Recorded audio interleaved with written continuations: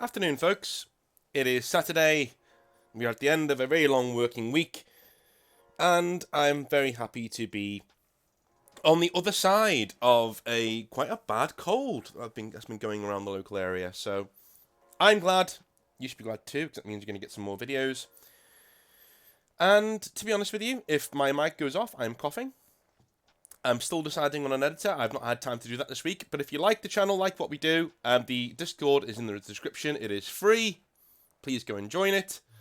Because it's a really cool community and we really want to be able to talk to you and get you through some really shitty times in life through the hobby. And if you like what I do, subscribe to the channel, like the video, all that sort of rubbish. But today, I wanted to go over something that was brought up in the Discord that I thought was a really interesting point, a really interesting video to make. And that is Games Workshop going through the Golden Age? Are we looking at the actual best times that the hobby's ever going to have, ever? Before you go sniggering at that, let me just tell you something. We looked at the accounts on this channel I'd say about a month and a half ago now, where you could see that I'm going to put them in the description of this video too, you could see that the accounts themselves are trending in the positive direction, as in they are going up. But what we need to take into account, of course, on that is the fact that we have just had a COVID year where everyone is essentially a imprisoned consumer, right? We had no choice but to buy models because we had nothing else to do, right? 2020 was a record-breaking year for Games Workshop because they had that captive audience. So getting that out of the way, when we're talking about is the hobby in its golden age, we've gone over many things on this channel that have been negative about the hobby over the past couple of months.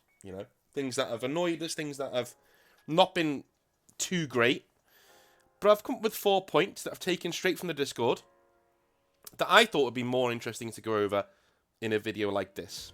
So the first one is the model range. So the model range, for all you naysayers, the model range is expanding. Sisters of Battle, I cannot tell you how long people have clamoured for plastic Sisters of Battle. For years. Years and years and years and years. We have tried and tried and tried and tried to get these models over the line. And lo and behold, they have recently come out. We now have not an extensive range of Sisters of Battle, but we certainly have a range of Sisters of Battle, which is fantastic. And for me, I honestly do think that in terms of listening to the customer and taking those things into account and moving on and getting to do new models, Games Workshop is doing an absolutely fantastic job. Are they very Space Marine centric? Yes. But there is a definite large reason for that. As I said before, Space Marines are the starter army. They are the army that get people into the hobby itself. They are at the forefront of all of the advertising campaigns and anything like that.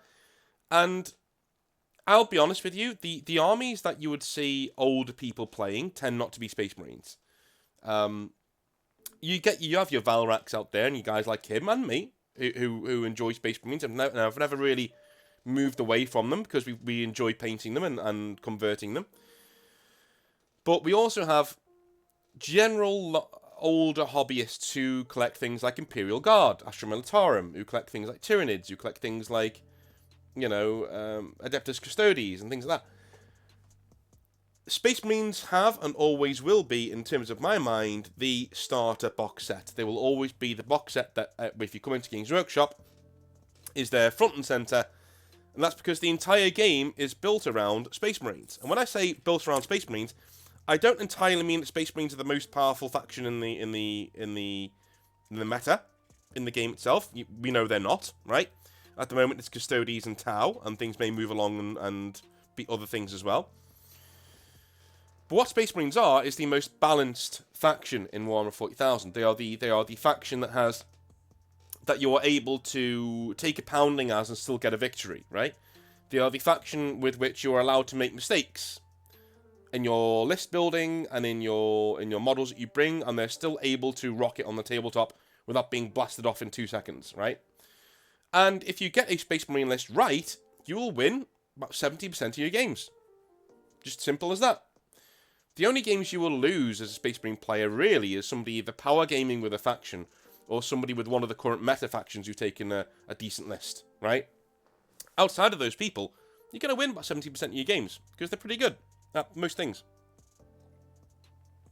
So that is the reason why Games Workshop mainly focus on those things in terms of using them as part of the of getting people into the store. But the model range is expanding. We now have new Eldar, which are coming out. We have you don't even get me started on Age of Sigmar. Age of Sigmar has exploded in popularity, as well it should do, because for all of the shit we give Age of Sigmar, it is actually a very, very, very good rule set. I would actually say Age of Sigmar right now is a better game, shock horror, than Warhammer 40,000 9th edition. I'm saying it. I've played enough of it now. I definitely do think that it is a better game than 9th edition. Because it knows what it is, and it knows what it wants to be. 9th edition tends to be, we want to do 8th, we want to kind of expand on 8th and do a bit of 7th as well. As, you know, we know we would do 10th edition, I've already said it. But, to be honest with you, in terms of the model range expanding, I truly believe Games Workshop now sees the gold mine that it's on. Do not believe what people tell you when they say that Games Workshop has things planned out 2 years in advance. They don't. Nothing anywhere near that happens at Games Workshop, and that happens at the studio. The studio will plan things when they're told to by the CEO. When they're told to by the higher-ups, when the higher-ups look at the marketing, and they look at, you know, all the trends that are going on, they look at what people are saying, and say, right, okay, people will want to buy this. Let's do a normal game of this, and then we'll see how things go. If they fly off the shelves, then they'll bring more of that thing out. Same thing happened with Grey Knights, obviously. I know Castellan Crow is coming out. Please stop emailing me. Thank you, but yeah, I know. I stay abreast of all of I stay abreast of all of the news. On that, I'm not getting Castellan Crow from Games Workshop. I'm not giving them money for doing the rolls for false rarity bullshit. I'll wait for it to be on eBay and I'll pay a normal price for it. But anyway, the model range is expanding. Let's be honest. If even Grey Knight's getting new models, you know the model range is expanding. Now, do I feel your pain if you're a Tyranid player? Yes. Do I feel your pain if you're a Dark Eldar player? Yes. There are definitely armies there that need some love. But on a whole, the model range is expanding and you're getting round about what you ask for, right? You've asked for Plastic Sisters for years, you want to have those.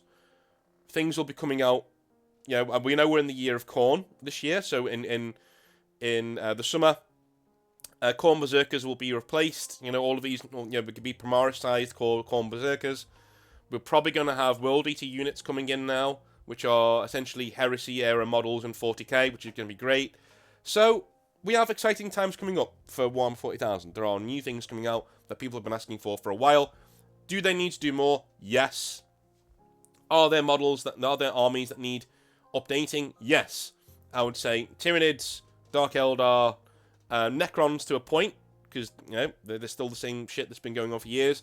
Grey Knights, all those things need brand new models, and they need them yesterday. But moving on. Profits are going up. So,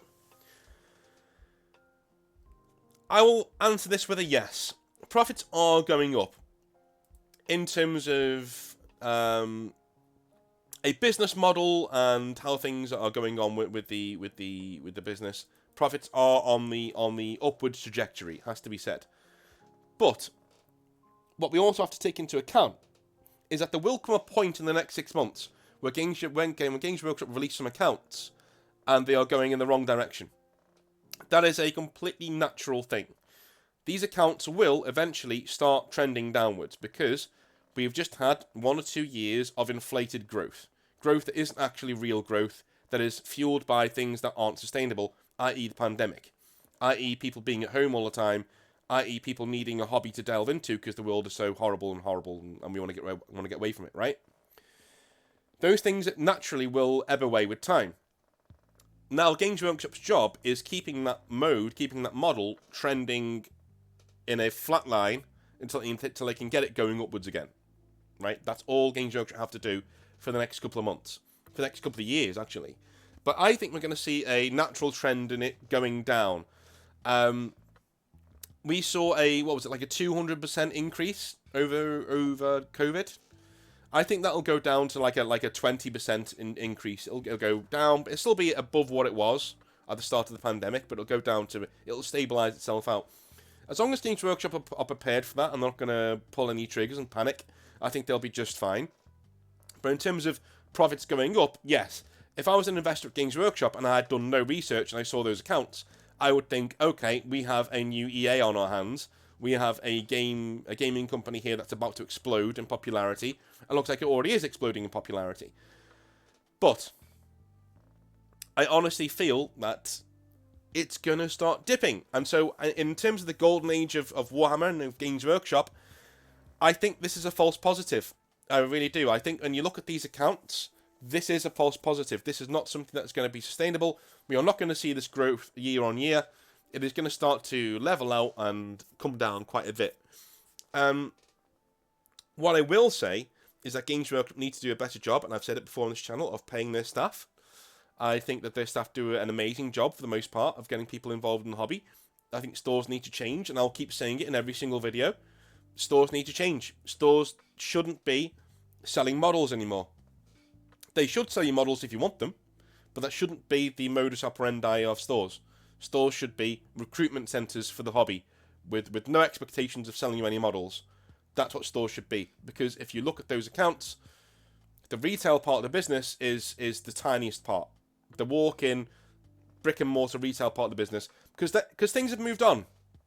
The people who get into Warhammer are the same people who get into things like, for instance, gaming, right? Brick-and-mortar gaming stores are gone. We've got GameStop, but that's pretty much it. We don't really have brick-and-mortar video game stores anymore because they've moved to online businesses, because that's the natural place, the natural way the marketplace went. And I think Games Workshop stores need to do that themselves. We need to keep the brick-and-mortar places there, but make it so that they're recruitment centres rather than driving for profits and giving people unnecessary expectations. But in terms of profits, yes, they are going up, and yes, things are going better for Games Workshop, and I don't think it's sustainable. I've been asked that before. I don't think it's sustainable. I think it will return to a normal business practice, but I don't think it's going to happen any time within the next couple of months. I think we're still on the upward trajectory, but we'll see what Games Workshop do with this momentum, because they definitely do have momentum. So, 3. They seem to be listening to fans in terms of models and other things. Yes, but they are moving very slowly. Also, yes. So, Games Workshop seem to be listening to what you want and what you from your model range. As we said before, they're bringing out Sisters of Battle. They're bringing out new expanded versions of Warhammer Age of Sigmar. They seem to be listening to you in terms of what you want from your hobby. But the flip side is they're doing this in a very, very slow manner. Right? We've seen Sisters. Right, what else? I've just listed 4 or 5 armies there that need a serious overhaul. We've heard nothing. These things seem to move at Games Workshop at a glacial pace. And I can tell you now, it's not because of the manufacturing process. It's not because of the design process. They have people working in the studio who work incredibly hard and incredibly quickly. And they could get armies out every couple of months if they really wanted to. They're creating a sense of false rarity to edge up the fact that people have been waiting for these things for so long that they will pay out the nose for them when they finally do drop. Which to me is fine. But false rarity in itself, you should be making more of what people like. If you are artificially making things rare, that means that your stuff needs the leg up. It means that your hobby needs the leg up of false rarity. If you had faith in your customer base and you had faith in your hobby, you would just bring things up when people ask for them. People say, hey, we want new Imperial Guard. Okay, cool. Give us a few months on that one. We'll get that turned around. We'll get it out for you. There you go. There's some new Imperial Guard. They'll fly off the shelves. Okay. Do you have any more? Yes. We made tons of them because we knew you'd want tons of them. There you go. We'll sell you some more. What Games Workshop do at the moment is, oh, you want an Imperial Guard? Good. Maybe we'll get around to that at some point in the future. Have you seen the new Space Marines? Right? That's what they do. And then eventually when they do get around to it, they say, okay, we made 100 sets. We made 100 sets of this Imperial Guard. Get them all a heart. That's all we're making.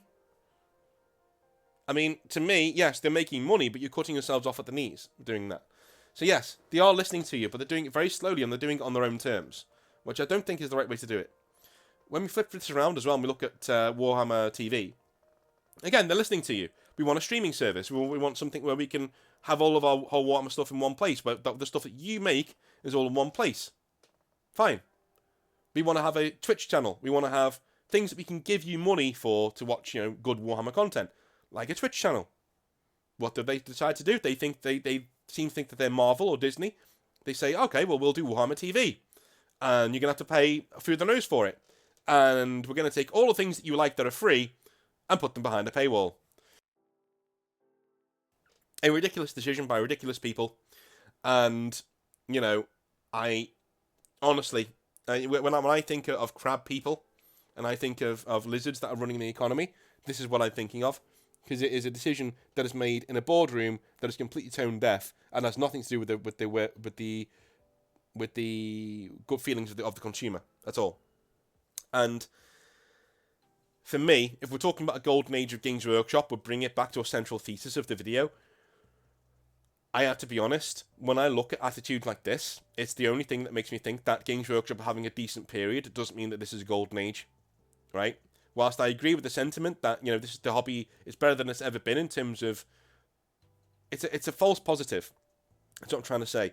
In terms of finances, and in terms of the models that are coming out, and in terms of the things that are going on, I think this is great, and these are all positives, but they're a false positive. I think we're seeing enough signs from Games Workshop that this golden age is not sustainable. A true golden age is where everything is going well, for the most part, and we can see that they will continue to go well for the next 10, 20 years. That's a golden age of a company, right? This is not what this is. Just if you're looking at a golden age, let's look at BioWare back in the day, right? I like to bring them up quite a lot, because I think BioWare and Games Workshop are similar in terms of their reach and their popularity, In terms of BioWare games, they had the Golden Age, so you had Knights of the Old Republic, you had Mass Effect 2, Dragon Age Origins, Dragon Age, things like that, all in and I think Mass Effect 3 was at the end of that Golden Age. They had that huge period of growth where they became cultural phenomenons over a 10, 15, 20 year period. Sustainable, constant growth. And you could always see where the next bit of growth was coming from, because people were excited for the following things. And whatever people wanted, they were given. We love Mass Effect, give us Mass Effect 2. And make it darker, please. There you go. There you go. There's Mass Effect 2. It's darker and it's longer. There you go. It's more Hollywood. There you go. Exactly what you wanted, right? Sustainable growth year on year on year on year. And you can see it going for the next 10, 15 years. With GW, I honestly cannot really fathom how this is going to happen over the next 10, 15 years. I think we're going to see a climb down in terms of the sales. I think we're going to see a climb down in terms of the profitability of the business. And it's not going to go anywhere. Games Workshop aren't just going to fall out of favour and go out of business. They're still going to be a very profitable company. We're just not going to see the actual meteoric growth that we're seeing right now. It's going to taper off, and that's what's going to happen. Now, the final thing I wanted to go on about in terms of this 10, 15 year period of sustainable growth of the golden age of a company is looking at 3D printing. Within the next 10, 15 years, 3D printing is going to take over the business model of Games Workshop. But if you go on Etsy right now, and you can already see how these things are going to go, right? I can go on Etsy right now and show you several models that I would love to have in my my collection, and they've got nothing to do with Games Workshop. Absolutely nothing to do with Games Workshop, right? So, just off the top of my head, how about this? Off the top of my head. Then let's do a little window capture here so I can show you this. There you go. So, as you can see, we have this guy here. You're welcome for the free advertisement. This is obviously a Space Wolf. It's not Lemon Rust, but it's a Space Wolf. And you can see, look at that for quality, right? Absolutely beautiful stuff. He's got helmet on here as well. Look at that. How gorgeous is it? How gorgeous is that? Now, again, this has got nothing to do with Games Workshop. Completely convertible model, beautiful looking piece of work. You know, do they come out like this? Not all the time, but if you can see from some of the, you look at that, right? That's a finished model from this guy's back catalogue. It's come in the post, and that's a finished model. Fantastic, right? How amazing is that? I mean, you cannot tell me that within the next 10, 15 years, 3D printing is not going to overtake Games Workshop. It is. It just is. You know? You've got Big Booby Eldar here. I mean, come on. What the hell? Get behind the Games Workshop. And she's got heels. Like, I do not see how in the next 10, 15 years Games Workshop are not taken over by things like this. So that's another thing for this Golden Age Games Workshop. If they are not careful, people like this will start to take huge chunks out of their business. And I'm not sure Games Workshop have the wherewithal and the foresight to get behind this and to cut it off at the knees. The way you cut it off at the knees is that you start listening to your customer base more. You start bringing out more things more often with a higher quality than anyone else can reach. And you lower the fucking prices. Because if you look at the price of that thing I just showed you, a top level thing that at Games Workshop would cost you £40, £50 is under £20. It's £18.75. It's under £20. And the cost to deliver is free. So this thing costs you £18.75. That's it. That's it. This is the business model Games Workshop will need to follow if they want to succeed. Right? Now, let's get to the point where, what would I do if I wanted to make sure that a Golden Age of Games Workshop did happen? Well, first and foremost, you need to look at the main threat to your business, which is 3D printing going forwards, right? You need to look at that main threat and say, right, how do we get in front of this? Well, number one, you take your retail stores, you stop them from making money. You tell everybody, you don't need to make any more money. We're going to lower our prices, right? And we're going to bring armies out on a 3-month schedule. On a 3-month schedule, every single army will have at least 1 or 2 new units. Done. So, this 3-month schedule, it's Imperial Guard. The next 3 months, this is Dark Eldar. Next 3 months, this is World Eaters. Next 3 months, this is Nurgle. Next 3 months, right? When we go on like that, every single couple of months. Right? You can buy stuff in stores, but stores are for recruitment. We get people into the hobby. We tell them that the prices have gone down. We tell them that the hobby is more affordable now. Because it has to be, because of the way that things are going with 3D printing.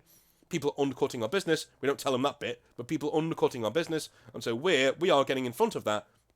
And we're making sure that people have the models that they want, when they want them, and that they're able to give us the money. Don't go to eBay. Come to us. Come to Games Workshop. Give us the money, right? Put it straight to us. Because if you create goodwill, look at what happened with CD Projekt Red in terms of Cyberpunk 2077. They had so much goodwill going into that game that most people who bought it did it on good old games if they're on PC. And that's because we wanted them to have the money. We didn't want Steam to take a cut because we had so much faith in CD Projekt Red that we gave them the money. Said, no, you have 100% of the money because you deserve it, right? If Games Workshop give you their hand, we will take it and say, right, yes, please, have some money, right? And you cannot tell me that all these whales that are out here who spend hundreds and hundreds and hundreds of pounds on models, if there is a price drop, these people will buy entire armies in one go. They will buy entire sets in one go. They will drop hundreds and hundreds and hundreds, maybe thousands of pounds on these sets if they're fairly priced. Okay? Those are the 2 main things that I would do to make this a more sustainable business going forwards, because the next 10-15 years are going to be crucial for Games Workshop, which is why I wanted to. We've sort of got a trilogy of these videos on the channel. We had one called The Accounts, and we had one called 3D Printing, and now this is the third in that trilogy of videos. And that what are Games Workshop going to do about it? And this is what I would do about it. This is how I will change the business going forwards. So my voice is starting to go. What do you guys think of the Golden Age Games Workshop? Do you think we're currently living in it, or do you think that we are living in a dreamland and these things are going to collapse eventually? Or do you think right now we're living in it and it's ultimately sustainable? And Games Workshop don't need to change a thing. What do you think? Love to know your opinions. Put them in the comment section below. Love you all long time. And I'll speak to you soon. Have a good one.